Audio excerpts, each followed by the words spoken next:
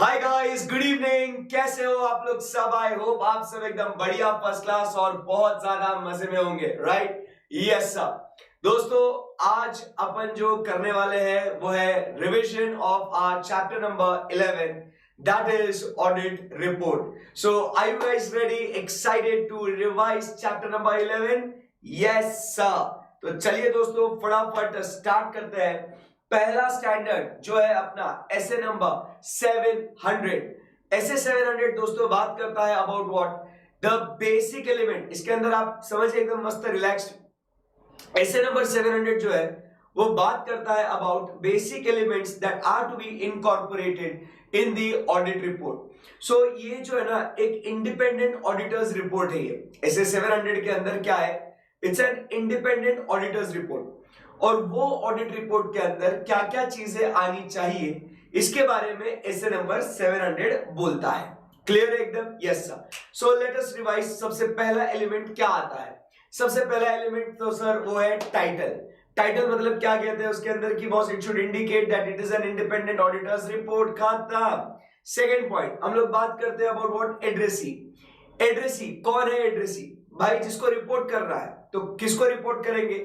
तो sir ji it depends upon what the circumstances of the situation. तो उसके हिसाब से हम लोग एड्रेसी को चेंज करेंगे। अगर ये ब्रांच ऑडिटर है तो वो कंपनी ऑडिटर को रिपोर्ट करेगा। अगर ये कंपनी ऑडिटर है तो सर वो मेंबर्स को रिपोर्ट करेगा। तो इस हिसाब से एड्रेसी ये सिचुएशन सर्कमस्टेंसेस के हिसाब से चेंज होगा। Point number 1 title, point number 2 is addressee. Number three हम लोग बात करते हैं अबाउट वेरी इंपॉर्टेंट पॉइंट जो है दोस्तों ओपिनियन के बारे में। सो यहाँ पे जब अपन ओपिनियन के बारे में बात करते हैं तो यहाँ पे ओपिनियन पैराग्राफ को दो हिस्सों में डिवाइड किया जाता है। कितने हिस्सों में डिवाइड किया जाता है सर जी? दो हिस्सों में डिवाइड किया जाता है। तो वो दो हिस्से कौन से है? नंबर 1 अपन बात करते हैं about it is kind of an introduction, बराबर, जिसमें हम लोग को बताना है कि that we have to identify the entity कि जिसका हम लोग ऑडिट कर रहे हैं, बराबर। फिर उसके बाद बताना है कि yes we have audited. So second point we write that yes state that we have audited. फिर उसके बाद अपने को आइडेंटिफाई करना है कि किसका किसका ऑडिट किया है हमने। तो we will talk about the balance sheet, profit and loss account, cash flow statements, fund flow statements. So all the items which comprises the financial statements, उसके बारे में हम लोग जिक्र करेंगे। And also we have to specify the date और the period. क्या specify करना है अपने को? डेट या तो पीरियड, बराबर। सो डेट किसके लिए होगी सर? बैलेंस शीट के लिए। और पीरियड किसके लिए होगा sir? Profit and loss account के लिए। एंड रही बात और एक, तो वो इंपॉर्टेंट पॉइंट क्या है that we also have to make a reference to the summaries of significant accounting policies and notes to accounts. तो ये जब अपन ऑडिटर्स ओपिनियन जब बनाते हैं तो ये ऑडिटर्स ओपिनियन के अंदर फर्स्ट जो सेक्शन होगा it is kind of an introduction. So कौन से पॉइंट्स आ गए यहाँ पे? So we have to identify the entity, state that it has been audited, refer to the title that comprises the financial statements, then you have to specify the date और period, also make a reference to the notes to accounts and summaries of significant accounting policies. So my dear friends, this is the first part in what the opinion. अब इसके अंदर एक second part भी है जिसके अंदर बकायदा हम लोग जो है अपना ओपिनियन देते हैं। इसके अंदर क्या करते हैं सर? इसके अंदर बकायदा हम लोग अपना ओपिनियन देते हैं। तो अपना ओपिनियन हम लोग इसके अंदर जो फर्स्ट एसे 700 की बात कर रहे हैं, सो ध्यान से सुनना। We are talking about which opinion over here? तो my dear friends, we are talking about an unmodified opinion. Unmodified opinion मतलब क्या sir? It's a clean opinion without any remarks, without any reservations.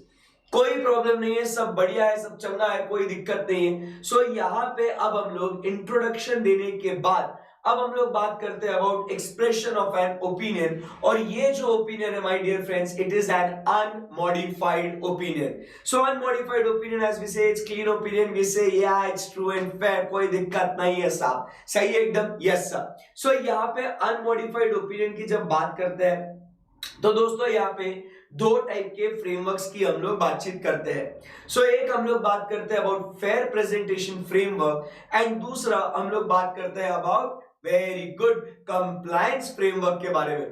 Fair presentation framework मतलब technically जो हम लोग बचपन में audit में सीखते हैं वो क्या होता है कि फेयर प्रेजेंटेशन फ्रेमवर्क मतलब कि sir these financial statements are free from material misstatements. इन फाइनेंशियल स्टेटमेंट्स के अंदर कोई भी गड़बड़ नहीं है, सब बढ़िया है, एकदम एरर फ्री है, कोई दिक्कत नहीं है, सही है।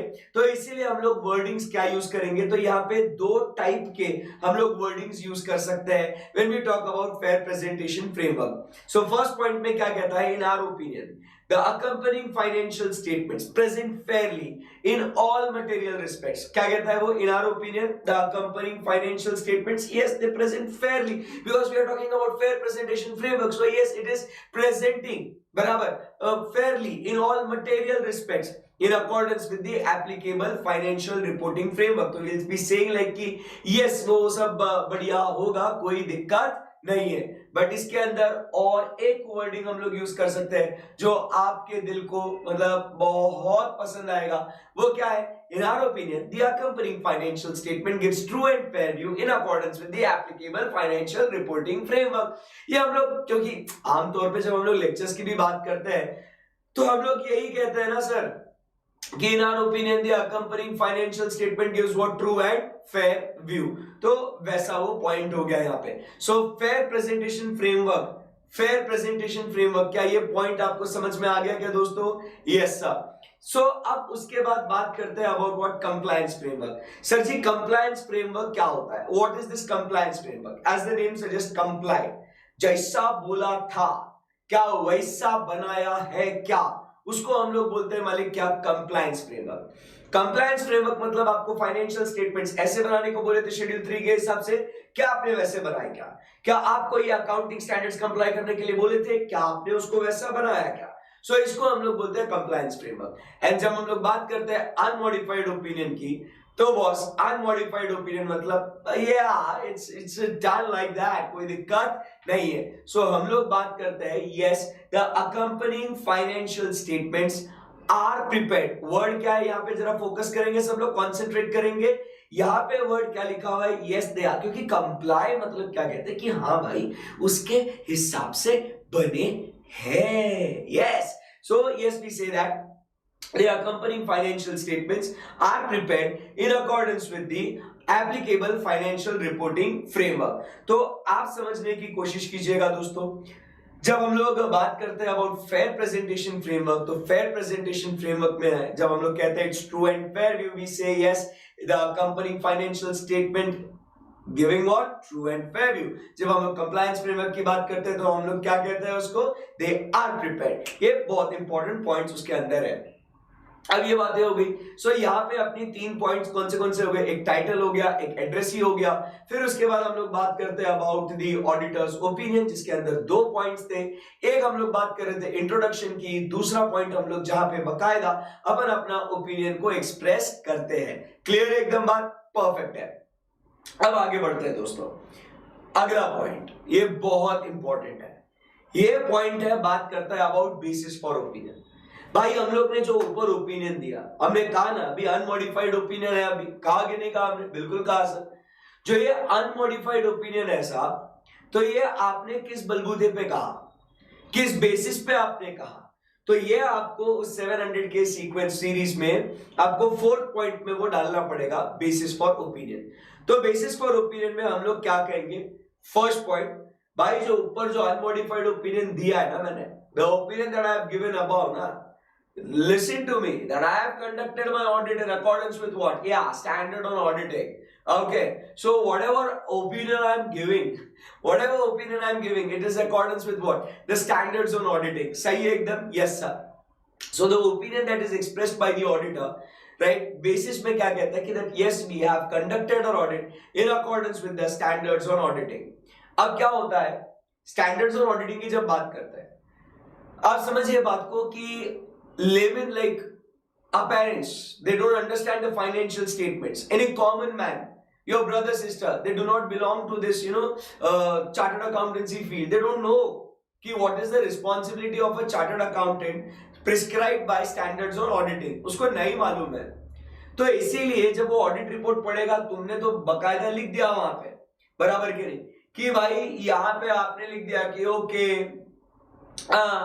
कि audit is conducted as per standards on auditing, तो भाई क्या, तो सेकंड पॉइंट हम लोग क्या कहते हैं, refer to the section in the auditor's report, मतलब इसी रिपोर्ट में एच वाले पॉइंट में, that is the eighth point, eighth वाले पॉइंट में हम लोग लिखेंगे, जा जाके रिकॉर्ड में देख, refer to the section in the auditor's report that describes the responsibility of the auditor. So second point ये रहा आपके सामने, refer to the section of the auditor's report that describes auditors responsibility under the SA. तो first point क्या था, we conducted our audit in accordance with the standards.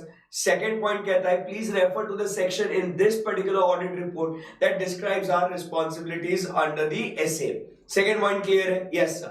Third point जो और important है, भाई हम लोग ने जो ऑडिट किया है ना, जो ये ओपिनियन हम लोग दे रहे हैं, तो आप समझिए बात को कि जो ओपिनियन हम लोग दे रहे हैं भाई पूरे श्रद्धा निष्ठा और ईमानदारी के साथ ओपिनियन दिया है बॉस, क्या कर रहे हैं इसे। So we were independent. We conducted our audit in accordance with the ethical requirements, right? हम लोग एकदम ऑनेस्टली काम कर रहे थे, और जो भी आईसीआई ने कोड ऑफ एथिक्स को प्रिस्क्राइब किया है ना मालिक, वो कोड ऑफ एथिक्स को भी हम लोग ने फुलफिल किया है। सो भाई रिलैक्स एकदम, हम लोग इंडिपेंडेंट थे, एथिकल रिक्वायरमेंट्स को पूरा किया, कोड ऑफ एथिक्स को भी फॉलो किया है, तो वो भी पॉइंट लिखना। फोर्थ पॉइंट भाई यहाँ पे बहुत इंपॉर्टेंट बात है ये, फोर्थ पॉइंट यहाँ पे क्या कहता है, बाकी सब ठीक है, ऐसे के हिसाब से करा, रिस्पॉन्सिबिलिटी जाके देख ले, उसके बाद इज्जत में इंडिपेंडेंट रह के एथिकल रिक्वायरमेंट्स को फॉलो करके, कोड ऑफ एथिक्स को फॉलो करके सब कुछ एकदम टकाटक कर डाला, बट सबसे इंपॉर्टेंट क्या होता है ओपिनियन देने के लिए, yes you got it right sir, evidence की बात करनी है। सो फोर्थ पॉइंट में हम लोग लिखेंगे कि we have obtained sufficient and appropriate audit evidence on which our opinion is based. Clear है एकदम? Yes sir. उसके बाद फिफ्थ और sixth point very easy, going concern अपने को अगर रिपोर्ट करना है तो एज पर एसए 570 की ऑडिट मैटर्स जो हम लोग एसए नंबर 701 में पढ़ते हैं, तो की ऑडिट मैटर्स ये आप सबको पता है, SA number 701 is applicable to listed entities. तो लिस्टेड एंटिटीज को अगर की ऑडिट मैटर्स को रिपोर्ट करना है, ये इस एफ वाले पॉइंट के अंदर रिपोर्ट करना है as per SA number 701। Clear है एकदम? Yes sir. कौन से पॉइंट हो गए? Title, addressee, auditors opinion, basis for opinion, going concern, की ऑडिट मैटर्स। अब जी और एच इंपॉर्टेंट पॉइंट्स। जी वाले पॉइंट में बात करते हैं about responsibility for the financial statements. किसकी बात करते हैं? जी और एच ये दोनों रिस्पॉन्सिबिलिटीज की बात करते हैं। एक responsibility for the financial statement which is the responsibility of management, और एच वाले पॉइंट में हम लोग बात करते हैं it is about responsibility of the auditor. तो रिस्पॉन्सिबिलिटी ऑफ फाइनेंशियल स्टेटमेंट्स की बात करते हैं तो एक हेडिंग हम लोग देंगे और उसके अंदर लिखेंगे रिस्पॉन्सिबिलिटी ऑफ मैनेजमेंट। तो बकायदा इस पॉइंट के अंदर क्या आएगा कि what is the responsibility of the management in relation to preparation of financial statements. तो कौन सी रिस्पॉन्सिबिलिटी होंगी? नंबर वन, भाई बना दे, मैनेजमेंट को बोलेंगे साहब बना दो फाइनेंशियल स्टेटमेंट्स, यार क्या कर रहे हो। So number one point, preparation of financial statements in accordance with the applicable financial reporting framework. Understood? बिल्कुल सर। तो ध्यान से सुनना, हेडिंग क्या है? Responsibility towards preparation of what? Financial statements. So point number one, preparing financial statements as per applicable financial reporting framework। दूसरा, अब अपन लोग क्या एम कर रहे हैं कि भाई financial statements they should be what? Free from material misstatement. होना कि नहीं होना? बिल्कुल होना सर। सो हम क्या चाहते हैं कि this financial statement should be free from material misstatements. तो ये फ्री फ्रॉम मटेरियल मिसस्टेटमेंट कैसा होगा भाई? सर इंटरनल कंट्रोल लगा के, बस क्या सर? सो इंटरनल कंट्रोल लगाने की जिम्मेदारी भी किसकी? मैनेजमेंट की। So that the financial statements are free from material misstatement whether due to fraud और एरर। तो नंबर वन बनाओ, एरर फ्री बनाओ। एरर फ्री के लिए आपने क्या करना चाहिए? इंटरनल कंट्रोल लगाना चाहिए। उसके बाद लास्ट पॉइंट जो इंपॉर्टेंट है कि भाई जो ये आप अकाउंट्स बना रहे हो, जाहिर सी बात है फंडामेंटल अजम्पशन ऑफ अकाउंटिंग क्या है sir? Going concern. So you have to assess management. It is your responsibility when you are preparing the financial statements that you have to assess whether going concern assumption is appropriate, whether it is valid, whether it is in force. ऐसे ही बना के छोड़ने का नहीं रे बाबा, आपने check करने का कि असेस करने का कि whether going concern assumption is appropriate, और जो भी मैटर्स जिसका डिस्क्लोजर की जरूरत है वो प्रॉपर फाइनेंशियल स्टेटमेंट्स पे आपने डिस्क्लोज किया या नहीं किया। सो मेरे बच्चों, मेरे को बताओ क्या ये आपके 3 पॉइंट समझ में आए क्या आपको? चलो फटाफट बताओ मेरे को, क्या ये 3 पॉइंट क्लियर है? एकदम एब्सोल्युटली क्लियर है सर। तो मैनेजमेंट की responsibility in preparation of financial statements क्या क्या है? Number 1, prepare as per applicable financial reporting framework. Number 2 we talk about is, बोलो, internal control that financial statements are free from material misstatement whether due to fraud or error, and number 3 whether the use of going concern basis of accounting is appropriate, number 1, and number 2 all the matters have been disclosed regarding what the going concern. Clear एकदम? Yes sir. अब भाई ये बहुत important है यार, ये वाला point, auditors responsibility. ये खत्म हो गया हमारा बाबा। Auditors responsibility for the audit of financial statements. आपको याद है अभी कुछ थोड़ी देर पहले, कुछ 1 मिनट पहले हम लोग बात कर रहे थे कि वो बेसिस फॉर ओपिनियन में सेकेंड पॉइंट में लिखा था कि refer to the section in the auditor's report that describes the auditor's responsibility as under the SA. तो ये वो वाला सेक्शन है, एच वाला पॉइंट, ऑडिटर्स रिस्पॉन्सिबिलिटी। इसके अंदर 3 सेक्शन है बेटे। एक है ऑडिटर शाल, सेकंड है ऑडिटर शाल फर्दर, एंड तीसरा सेक्शन है ऑडिटर शाल ऑल्सो या ऑल्सो शाल। सही है ना एकदम? तो इसके 3 सेक्शंस हैं, ध्यान से सुनना। पहला पॉइंट, फर्स्ट सेक्शन, समराइज करेंगे इसको, कॉन्सेप्ट अगर बॉडी के अंदर बैठ जाता है तो क्या कहता है? State that the objective of the auditor। भाई पहला अपने को बताने का, what is the objective of auditor? So what is the objective of the auditor over here? To obtain reasonable assurance that financial statements as a whole are free from what? Material misstatements। आई क्या बात ध्यान में आपको? खत्म। पहला objective क्या है? To obtain reasonable assurance that financial statements as a whole are free from material misstatements whether due to fraud or error, and second, appropriate audit report issue करना by expressing an opinion। So first point, this is what is the objective। ये बात clear है एकदम? सही है। अब ये जो हम लोग बोल रहे हैं कि ये रीजनेबल अश्योरेंस का है, बराबर है, तो इसमें अब आगे अपन ने अपने ऑडिट रिपोर्ट में क्या लिखने का, अपन ने क्या बोलने का कि बॉस रीजनेबल अश्योरेंस जो है ना, it's a high level of assurance. ये बहुत इंपॉर्टेंट पॉइंट है।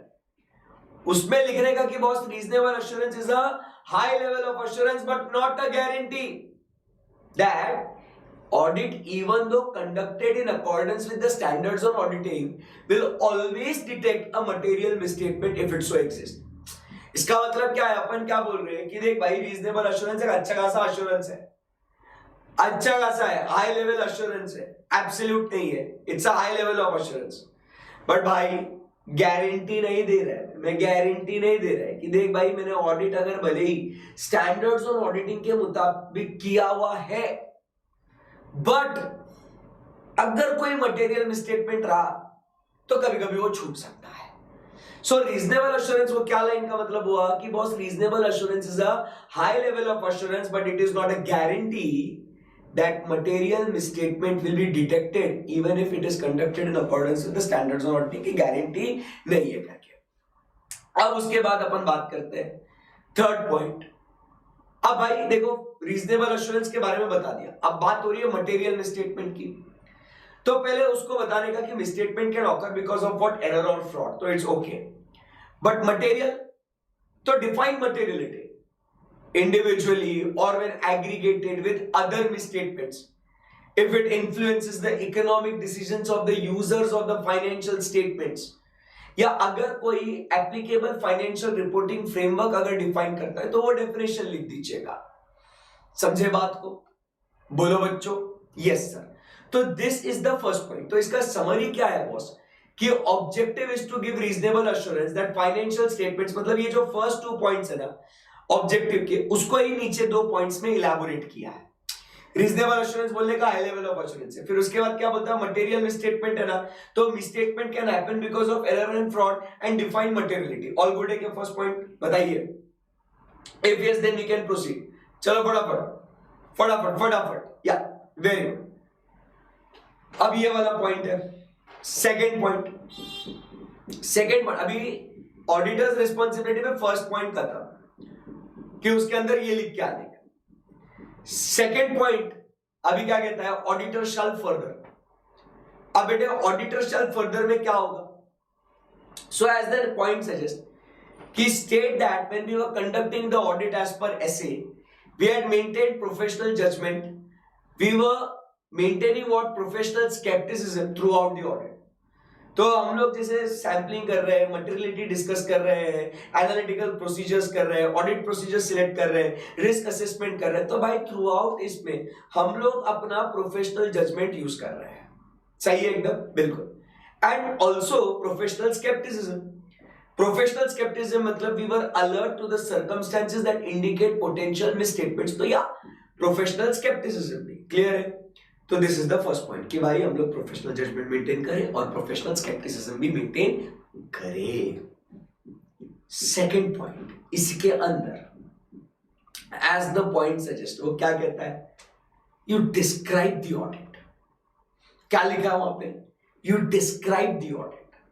मतलब इसके अंदर अब जो सेकंड पॉइंट में आपको इतना सारा कंटेंट दिख रहा ना आपको, तो भाई ये क्या है, ये क्या है सर, इतना कंटेंट है, ये किस बात का है? भाई it is describing the audit.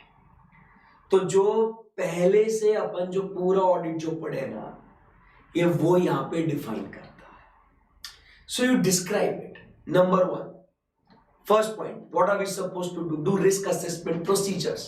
सो लिखो वहां पे to identify and assess the risk of material misstatements whether due to fraud और error. First point risk assessment. Risk assess करने के बाद क्या करेगा बेटा, सर रिएक्ट करूंगा, रिस्पॉन्ड करूंगा, सर फर्दर ऑडिट प्रोसीजर्स बनाऊंगा, बना ले भाई। सेकंड पॉइंट लिख, to design and perform what further audit procedures in responsive to those risk. सही है एकदम।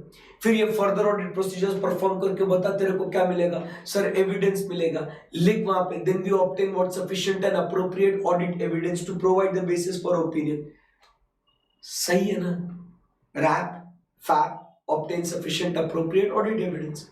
बट इसके अंदर बात लिखने की कि the risk of not detecting, इसे 240 की बात है, the risk of not detecting a material misstatement is higher when it is as a result of fraud as compared to error, because fraud ये sophisticated manner में किया जाता है, collusion, forgery, overriding controls by management इसके अंदर involve है। तो ऐसे स्कीम्स को ऑडिटर डिटेक्ट नहीं कर सकता। तो ये उसके अंदर का फर्स्ट पॉइंट हो गया, सेकंड का फर्स्ट बुलेट पॉइंट। आगे बढ़ते हैं। सेकंड पॉइंट अब बात करता है अबाउट इंटरनल कंट्रोल। देखिए हम लोग इंटरनल कंट्रोल, इसके अंदर क्या लिख रहे हैं कि देखिए हम लोग इंटरनल कंट्रोल का अंडरस्टैंडिंग किस चीज के लिए ले रहे हैं, so that we design what are further audit procedures. तो इसके अंदर आपने लिखना है कि we are obtaining understanding of internal control for the purpose of designing our audit procedures. Simple है, ऑडिट प्रोसीजर के लिए मैं क्या कर रहा, मैं यहां पे इंटरनल कंट्रोल को स्टडी कर रहा हूं। बट बॉस इसमें लिखना है आपको, management it is not for the purpose of expressing an opinion on those financial statements। Clear कर रहा हूं boss. So it is not for the purpose of expressing an opinion on the effectiveness of those internal control। वो line लिखने का वहां पे। So हम लोग इंटरनल कंट्रोल्स को काय को स्टडी कर रहे हैं, डिजाइन ऑडिट प्रोसीजर के लिए, not for the purpose of expressing an opinion. But आपको एक बात बोलूं कि कभी कभी अगर आपको इंटरनल कंट्रोल्स के ऊपर भी आपको ओपिनियन देना पड़ सकता है, जैसे सेक्शन 143 सबसेक्शन 3 क्लॉज आई की अगर बात करें, तो वहां पे इफेक्टिव इंटरनल फाइनेंशियल कंट्रोल्स चलते क्या नहीं चलते वो बताना पड़ता है। तो अगर ऐसा ज्वाइंट रिस्पॉन्सिबिलिटी है कि फाइनेंशियल स्टेटमेंट्स के साथ साथ इंटरनल फाइनेंशियल कंट्रोल्स या किसी और कंट्रोल्स के ऊपर ओपिनियन दे, तो आपने वो फ्रेज को ओमिट करना है। कौन सी phrase? But not for the purpose of expressing an opinion on those financial statements. Understood क्या बेटे? Yes sir. तो ये वो सेकेंड बुलेट पॉइंट है। तीसरा, अकाउंटिंग पॉलिसीज अप्रोप्रिएट होने, अकाउंटिंग एस्टिमेट सही होने, बराबर, वो इवैल्यूएट करेंगे।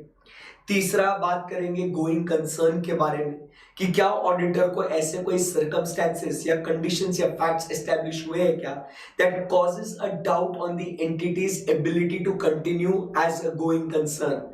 अगर ऐसे वो कंडीशंस मिले हैं, वो ऐसे अगर फैक्टर्स मिले हैं, तो क्या ऑडिटर ने sufficient appropriate audit evidence obtain किया क्या to establish whether this material uncertainty exist. And अगर वो मटेरियल अनसर्टेनिटी मौजूद है तो क्या कंपनी के मैनेजमेंट ने उसको फाइनेंशियल स्टेटमेंट्स में एडिक्वेटली डिस्क्लोजर किया या नहीं किया। तो वो जो हमने इसे 570 में पढ़ा था, तो उसके बारे में ऑडिट कैसे करना है वो यहाँ पे लिखा हुआ है। आई बात समझ में? एंड उसके बाद नेक्स्ट पॉइंट क्या कहता है? उसके बाद नेक्स्ट पॉइंट क्या कहता है? उसके बाद नेक्स्ट पॉइंट क्या कहता है कि अगर financial statements fair presentation framework के हिसाब से यदि बन रहे हैं, बराबर, अगर financial statements fair presentation framework के हिसाब से बन रहे हैं, तो क्या वो फाइनेंशियल स्टेटमेंट्स वो फ्रेमवर्क बराबर है क्या, उसके अंदर के कंटेंट्स बराबर है क्या, डिस्क्लोजर्स बराबर है क्या, वो आपको चेक करना है। And lastly when you are using the work of another auditor, so आपको बताना है कि आपने उसका काम कितना किस हिसाब से यूज किया है, बराबर। सो ये आपका second point, auditor's responsibility. Basically from start to end you have to describe the audit. क्या दोस्तों ये सेकंड पॉइंट में मतलब ऑडिटर शैल फर्दर, इसमें आपको कॉन्फिडेंस है क्या दोस्तों? यस सर, कॉन्फिडेंस अच्छा खासा है इसके अंदर। चलिए आगे बढ़ते हैं। नेक्स्ट उसके बाद हम लोग ऑडिटर शाल। तो यहां पे ये जो 3 पॉइंट्स है, तो ये 3 पॉइंट्स में अपने को टीसीडब्ल्यूजी को कुछ बातें आपको इन्फॉर्म करनी है। सो टीसीडब्ल्यूजी को अपने को बताना है कि ऑडिट का नेचर, स्कोप एंड टाइमिंग, अपने सिग्निफिकेंट ऑडिट फाइंडिंग्स क्या थे वो आपको बताना है, including what the deficiencies in internal control. मतलब पहला पॉइंट टीसीडब्ल्यूजी को, दैट इज दोस्त चार्ज विद गवर्नेंस को, अपना ऑडिट के बारे में सब कुछ उनको बता दो।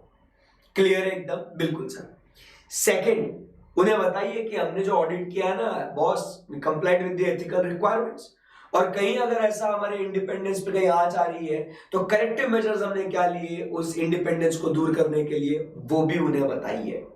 एंड तीसरा, जो की ऑडिट मैटर्स आप रिपोर्ट करने वाले हो एज पर एस 701, वो भी उन्हें बताइए। तो ये यहाँ पे इधर वो 3 बातें हम लोग लिखेंगे। क्लियर है एकदम? सो इस हिसाब से माय डियर फ्रेंड्स, ये बहुत इंपॉर्टेंट ऑडिटर्स रिस्पॉन्सिबिलिटी वाला पार्ट यहाँ पे खत्म होता है। क्लियर? लास्ट में अभी भाई बहुत इजी है, लोकेशन।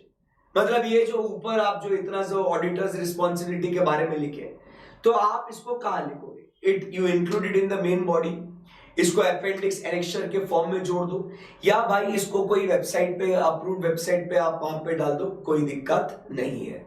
तो ये वाला पॉइंट हो गया। उसके बाद दोस्तों आगे बढ़ते हैं एंड लास्ट में आप बात करते हैं अदर रिपोर्टिंग रिस्पॉन्सिबिलिटीज की। अब देखिए, अगर बाय लॉ, ये तो जो ऊपर हमने जो रिपोर्ट किया, ये रिपोर्टिंग हुआ था as per what standards on auditing.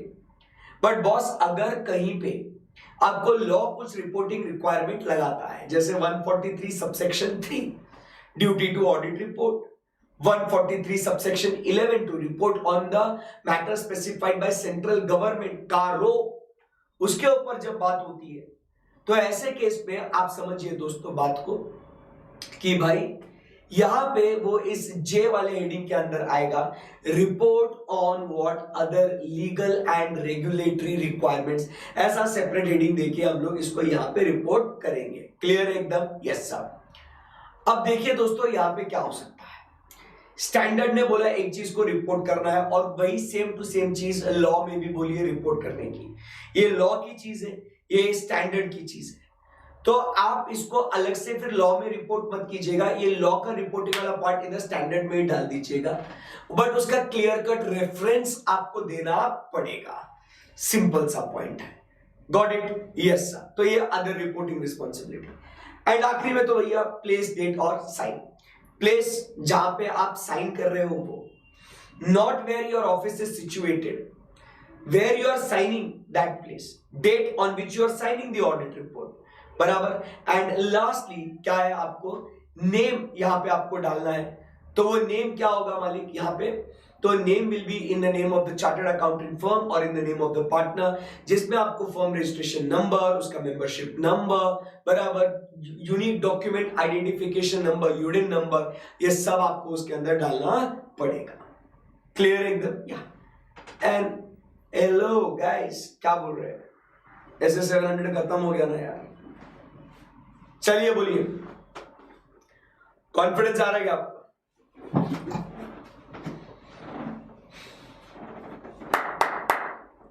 बोल दो फटाफट। खत्म हो गया ना रे बाबा, खत्म हो गया।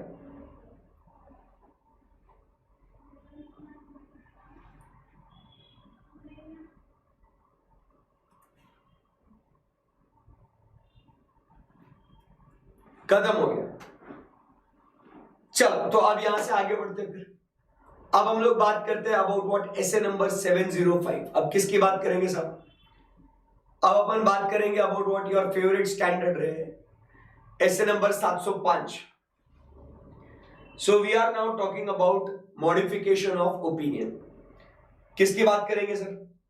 Modification of opinion. अभी 700 में आप सबको पता था, 700 में आप सबको पता था कि हम लोग एक अनमॉडिफाइड ओपिनियन हम लोग दे रहे थे। कौन सा ओपिनियन दे रहे थे? अनमॉडिफाइड ओपिनियन, मतलब it was a clean report. But जरूरी नहीं है सर कि हर घड़ी हर समय कि क्या हो आप क्लीन रिपोर्ट दें।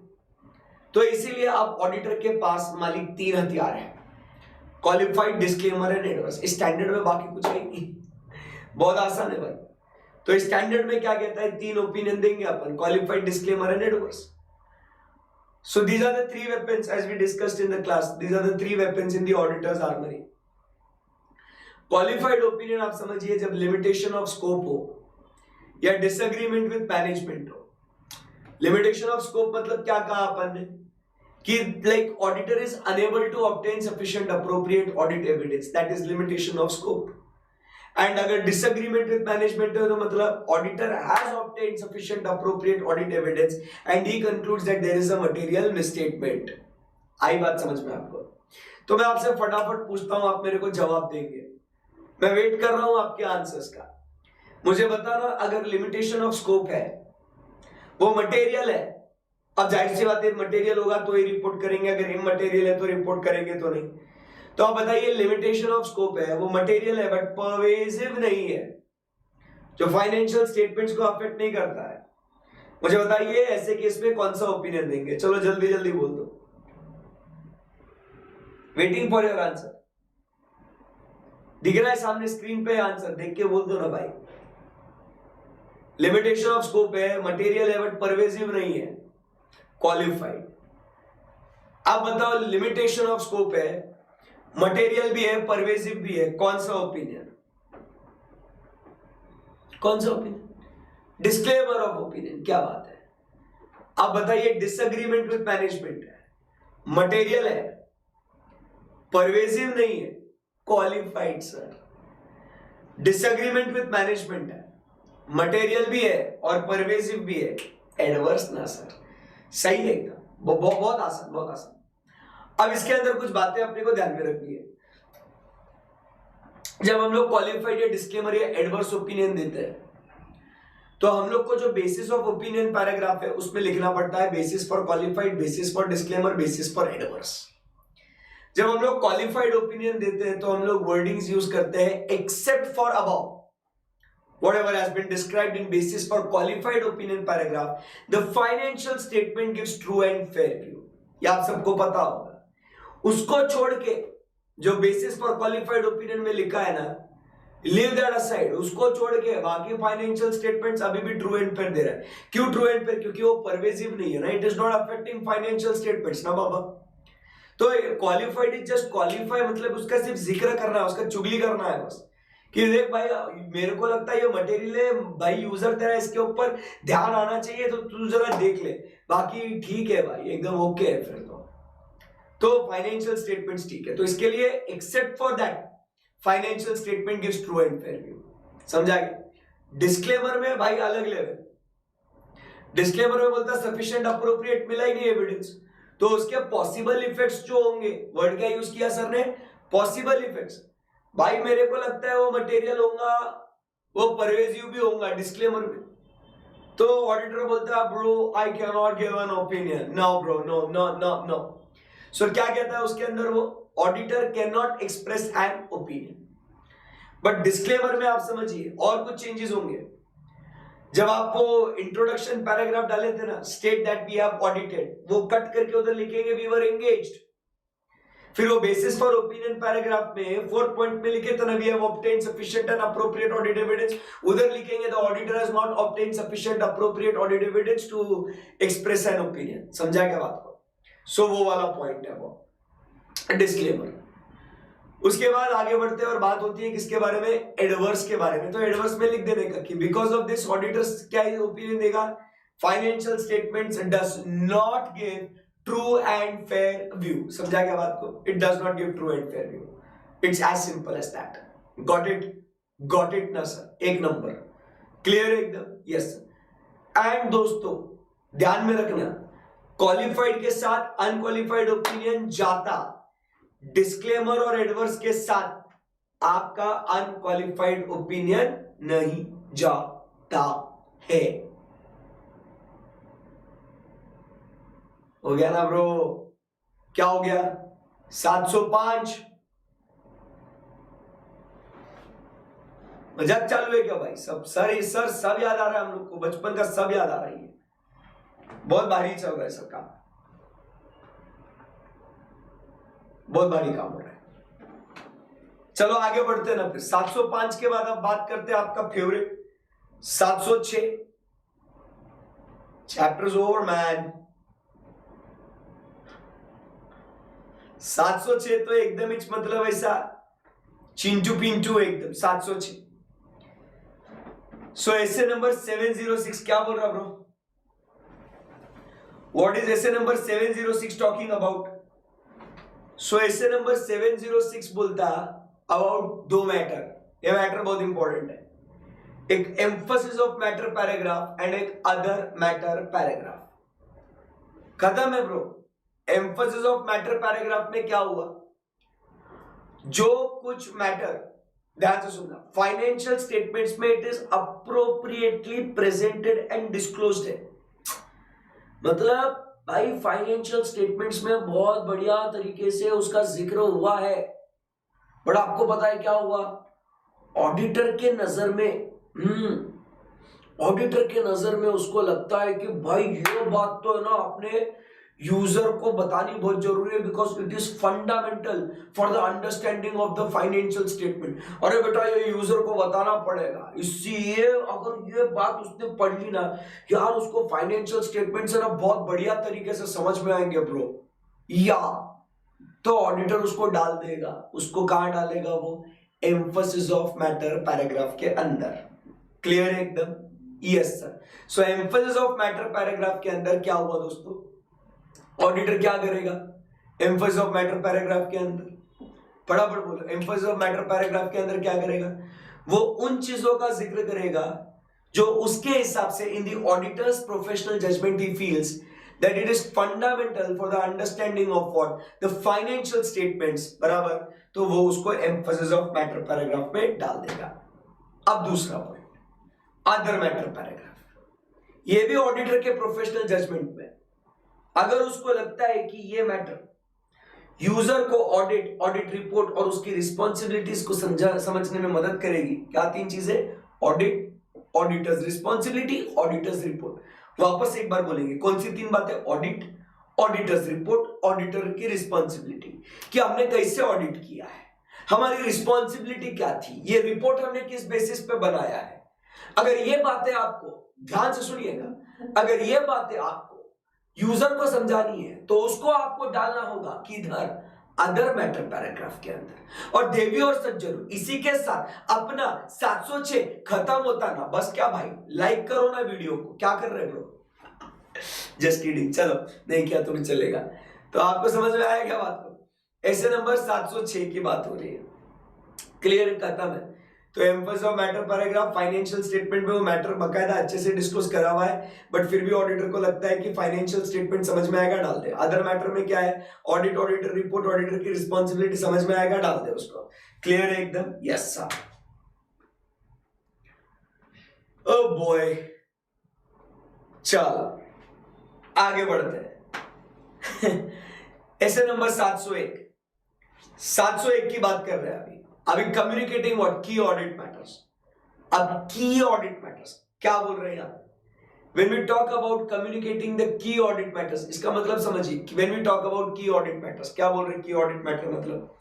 सो की ऑडिट मैटर मतलब आप समझने की कोशिश कीजिएगा भाई, की ऑडिट मैटर मतलब क्या कहता है कि जब मैं ऑडिट कर रहा था ना, बाकी ये पर्पस वगैरह एकदम फालतू है, मतलब पढ़ना रिवीजन के टाइम पे अभी ये कुछ नहीं है।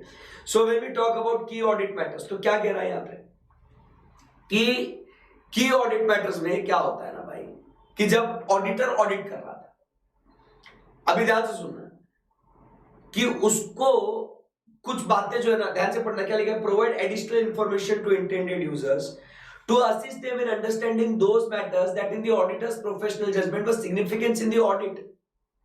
भाई जब हम लोग ऑडिट कर रहे थे, क्या बताऊं मैं तेरे को, कुछ सिग्निफिकेंट मैटर्स हमको लगे, जैसे कोई मैटर जिसमें सिग्निफिकेंट रिस्क है, कोई मैटर जिसमें रिलेटेड पार्टी ट्रांजैक्शन इन्वॉल्व था, कोई मैटर जिसमें मेरे को लगा फ्रॉड है। अरे भाई कैसा ऑडिट किया उस टाइम पे ना, मेरे को मालूम भाई, मैं क्या बताऊं तेरे को, अरे तू बता, क्या बताऊं, अरे बता, यही बताना है 701 के अंदर, समझा क्या। मैं जब ऑडिट कर रहा था ना भाई, सिग्निफिकेंट मैटर तक क्या बताऊं मैं तेरे को, बताना, क्या बताऊं मैं तेरे को, बताना, क्या बताएगा, की ऑडिट मैटर, कि when I was conducting the audit भाई, this matter was the key, this was the crucial, बराबर।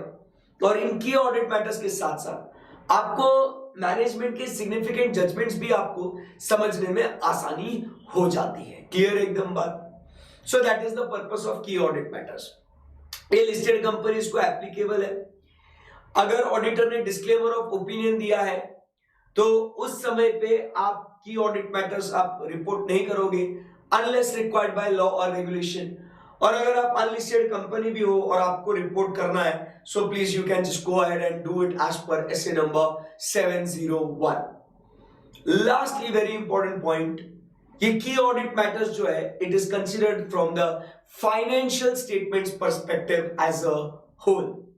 अंडरस्टूड? यस सर, डन है भाई।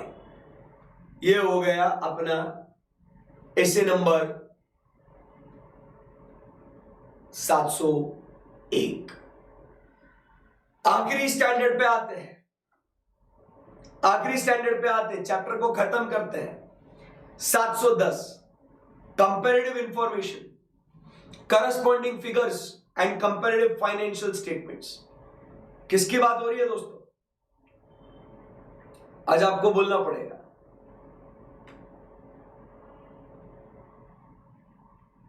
ठीक, बात हो रही है किसके बारे में? SA number 710 comparative information, corresponding figures and financial statements. पहली बात तो देखिए, फाइनेंशियल रिपोर्टिंग फ्रेमवर्क के हिसाब से हम लोग को comparative financial statements, comparative informations देनी पड़ती है। मतलब करंट ईयर और प्रीवियस ईयर का इंफॉर्मेशन देते ना, यस सर। बट अब बारी आती है कि ऑडिटर को अपना रिपोर्ट जो देना है उसमें वो कौन सा अप्रोच डिसाइड कर रहा है। तो ये जो दो बातें है ना भाई, कौन सी दो बातें, ये इधर हाईलाइट करने दो मेरे को। ये जो दो बातें, corresponding figures and comparative financial statements, मालिक ये दो अप्रोचेस है। ये क्या, ये दो अप्रोचेस है भाई। कंपैरेटिव इंफॉर्मेशन तो मतलब करंट ईयर प्रीवियस ईयर का इंफॉर्मेशन देना पड़ेगा, बट इस इंफॉर्मेशन के अंदर ऑडिटर को अपना ऑडिट रिपोर्ट कौन से अप्रोच में देना है, तो जो 2 पॉइंट्स मैंने हाईलाइट कर रहे हैं वो 2 अप्रोचेस है, corresponding figures and comparative financial statements. Understood? Yes sir. So boss आप समझने की कोशिश कीजिएगा, when we talk about corresponding figures, our opinion refers only to the current period. When we talk about comparative financial statements, our opinion refers to both the periods.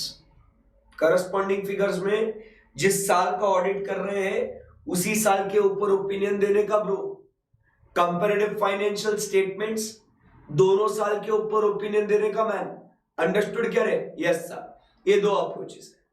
सो पहले हम लोग audit में पहले जो ऑडिट प्रोसीजर्स परफॉर्म करेंगे वो क्या होगा, कंपैरेटिव इंफॉर्मेशन के लिए कॉमन चीजें क्या, मतलब कंपैरेटिव इंफॉर्मेशन को ऑडिट करने के लिए क्या बातें ध्यान में रखनी है। सो नंबर 1, जो पिछले साल के जो डिस्क्लोजर्स थे, पिछले साल के जो अमाउंट्स थे वो बराबर से इस साल प्रीवियस ईयर में बराबर आए कि नहीं आए, नंबर 1।